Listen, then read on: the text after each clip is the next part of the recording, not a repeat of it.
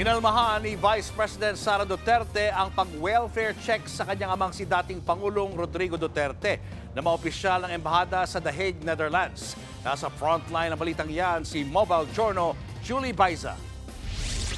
May bumisita raw kay dating Pangulong Rodrigo Duterte habang nasa detention facility sa International Criminal Court sa The Hague, Netherlands. Ayon kay Vice President Sara Duterte, mga tauhan ng Philippine Embassy sa The Hague ang pumunta. Pumasok sila sa kwarto ng dating Pangulo at nagkunwaring nag-welfare check at in-interview ang ama. Ayon pa sa bise, inabuso ng mga opisyal ang patakaran sa consular visits. Nalagay raw sa alanganin ng seguridad ng dating Pangulo, lalo't walang permiso ito sa kanila. Ayon kay VP Sara, dapat sagutin ng ICC at ng Marcos administration sakaling may mangyaring masama sa dating Pangulo. Binakbakan din ng bise si PBBM. Marami raw OFW na nakararanas ng pang-aabuso pero hindi sila wine-welfare check ng gobyerno. Sa press briefing ng palasyo, hindi direktang sumagot dito si Palace Press Officer Undersecretary Claire Castro.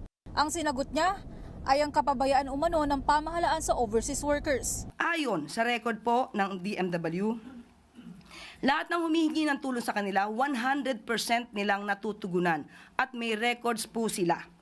Kaya ito pong binabanggit ng Vice Presidente na walang naitutulong sa mga OFWs, it is another fake news. Dumistansya naman ng palasyo sa paghahain ng kaso ng ICC para sa 3 counts ng murder kay dating Pangulong Duterte. No reaction.